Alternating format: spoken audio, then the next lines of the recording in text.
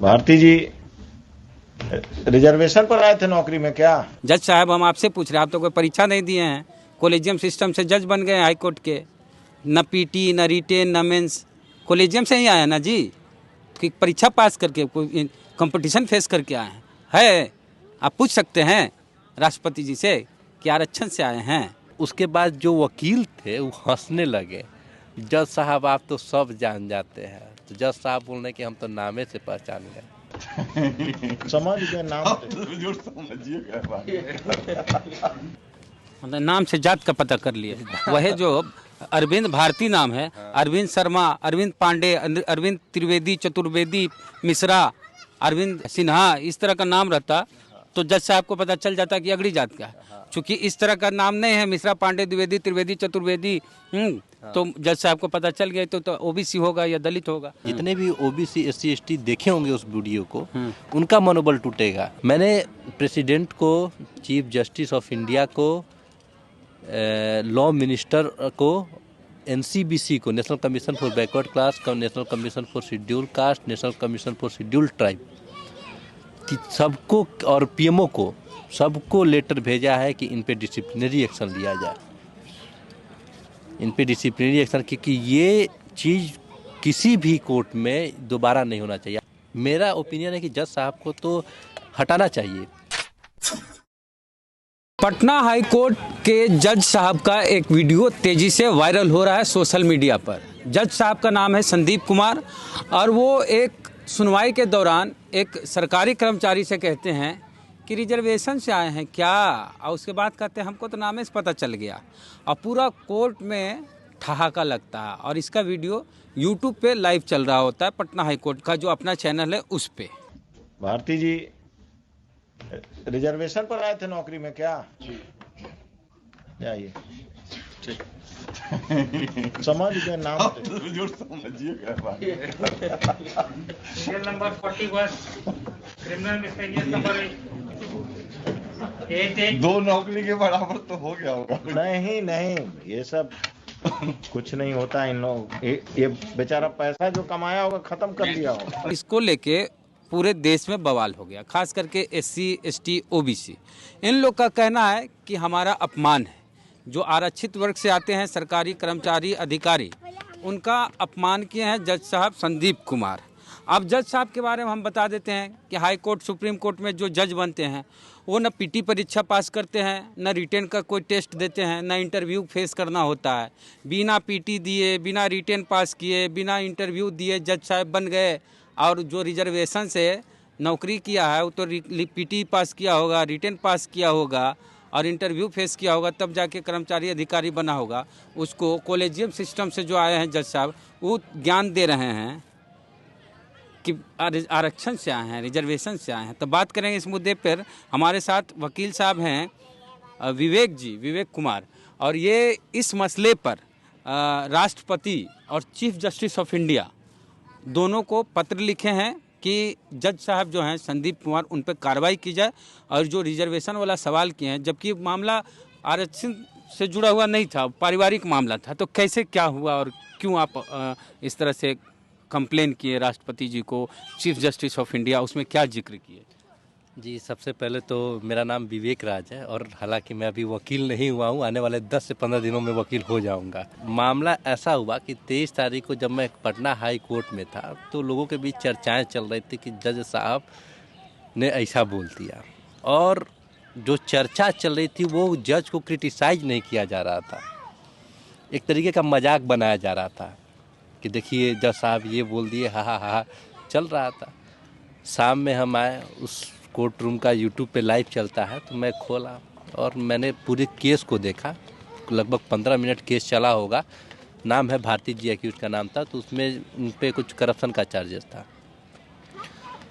तो जब मैंने देखा तो वीडियो को बार बार देखा, कम से कम 10 बार देखा कि क्या जो जज साहब का कमेंट है, क्या केस का इससे कोई रिलेशन है। तो हमने इसी चीज़ को खोजने के लिए मैंने कम से कम 10 बार देखा और ऐसा मुझे कुछ नहीं मिला। जज साहब बोलते हैं कि और केस की सुनवाई ख़त्म हो चुकी थी, नेक्स्ट केस आने वाला था, उसका अनाउंसमेंट भी हो चुका था। जब आप वीडियो देखिएगा तो इसमें पता चलेगा कि नेक्स्ट केस का अनाउंसमेंट भी हो गया था और भारती जी लौट रहे थे, अरविंद भारती। हाँ लौट रहे थे। तो उस पर बोला कि भारती जी मुड़े, बोले कि रिजर्वेशन से आए हैं क्या, और बोले जी, तो बोले कि जी।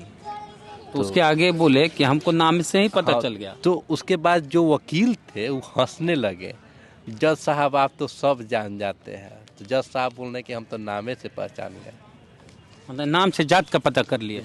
वह जो अरविंद भारती नाम है, अरविंद शर्मा, अरविंद पांडे, अरविंद त्रिवेदी, चतुर्वेदी, मिश्रा, अरविंद सिन्हा, इस तरह का नाम रहता तो जज साहब को पता चल जाता कि अगड़ी जात का है। चूंकि इस तरह का नाम नहीं है, मिश्रा, पांडे, द्विवेदी, त्रिवेदी, चतुर्वेदी, तो जज साहब को पता चल गया तो ओबीसी होगा या दलित होगा। ऐसे हैं क्या वो अरविंद भारती? अरविंद भारती जी, उनसे तो मेरी बातचीत नहीं हुई, लेकिन जहाँ तक हमको पता है कि वो दलित ही। हमने थोड़ा सा रिसर्च करने की कोशिश किया तो पता चला कि दलित वर्ग से आते हैं, चाहे वो कोई भी, वो ओबीसी, एससी, एसटी किसी वर्ग से आते हों, या फिर वो ईडब्ल्यूएस या फिर जनरल से ही आते हों।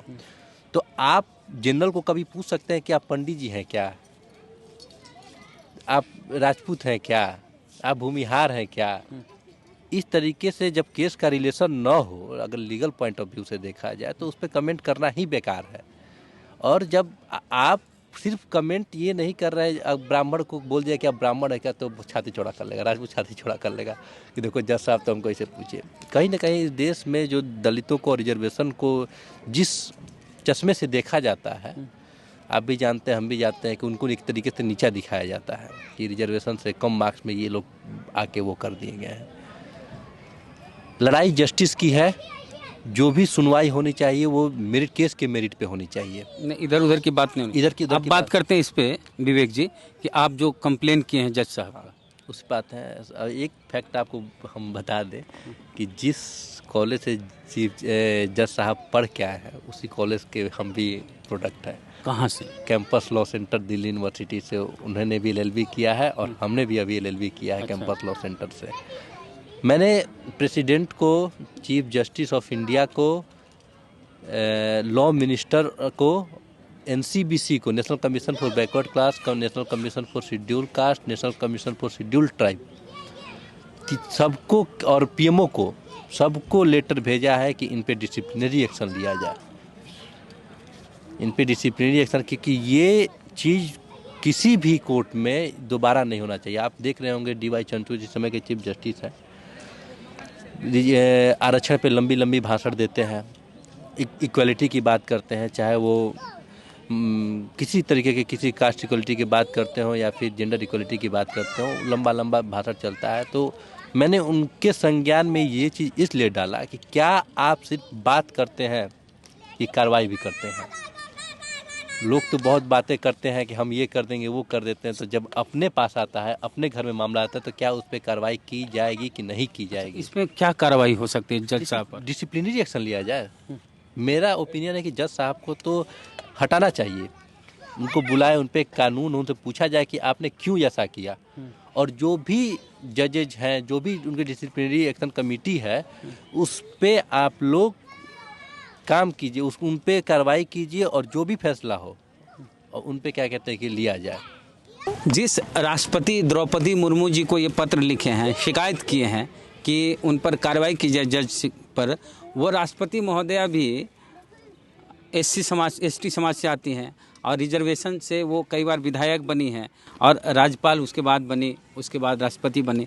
तो जज साहब जो हाई कोर्ट के हैं पटना के, संदीप कुमार, पूछेगा राष्ट्रपति जी से पूछेगा, जज साहब हम आपसे पूछ रहे हैं, आप तो कोई परीक्षा नहीं दिए हैं, कॉलेजियम सिस्टम से जज बन गए हाई कोर्ट के, न पीटी, न रिटेन, न मेंस, कॉलेजियम से ही आए ना जी, कि परीक्षा पास करके, कोई कंपटीशन फेस करके आए हैं। है, आप पूछ सकते हैं राष्ट्रपति जी से कि आरक्षण से आए हैं। तो आप आम दलित को, किसी को भी बेइज्जत करने के लिए, जिसका प्रसारण सोशल मीडिया यूट्यूब चैनल पे होता है पटना हाई कोर्ट पर, उस पर आप बोल रहे हैं कि रिजर्वेशन से आए हैं। तो क्या जज साहब पूछ सकते हैं राष्ट्रपति जी को कि आरक्षण से आए हैं मुर्मू जी? देखिए, इस देश में दलित को दबाया जाता है जब, तो उसकी आर्थिक स्थिति और उसका पावर भी देखा जाता है। हाँ। सिर्फ वही नहीं देखा जाता है।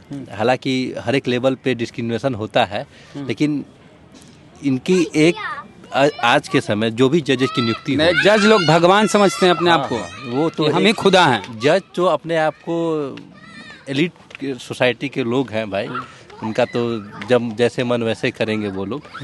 लेकिन आज के समय जो भी नियुक्ति होगी जजों की हाई कोर्ट सुप्रीम कोर्ट में, वो एक एसटी प्रेसिडेंट के सिग्नेचर से होगी। हाँ, आरक्षण वाले, हाँ, आरक्षण जिसको कोटा वाला बोलते हैं, आरक्षण वाले प्रेसिडेंट के सिग्नेचर से ही नियुक्ति होगी।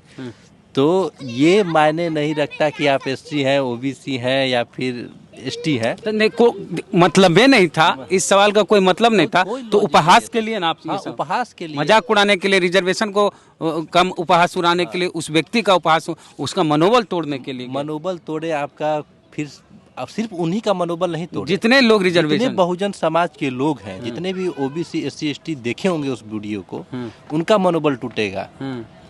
कि क्या जब आज़ादी के 75 साल मनाए जा रहे हैं, तो क्या जो न्यायपालिका है, जिसको बोला जाता है कि ये निष्पक्ष होती है, वहाँ भी क्या कहते हैं कि हमारा डिस्क्रिमिनेशन से हमारा पीछा नहीं छूट रहा। जाति है कि जाति नहीं। और जज साहब भी बढ़िया जानते हैं और दलितों का मजाक उड़ाते हैं। तो जज साहब आप जरा पूछ लीजिएगा, आपका सम्मान करते हैं, हाई कोर्ट का भी सम्मान करते हैं, लेकिन आप जो बोले हैं उसका कतई सम्मान करने लायक बात नहीं आप बोले हैं। इससे गरिमा घटी है पटना हाई कोर्ट की, आपकी भी घटी है, जज की कुर्सी की गरिमा घटी है। और दलित पिछड़े आदिवासियों की नज़र में आप बहुत अच्छा अब नहीं माने जाएंगे।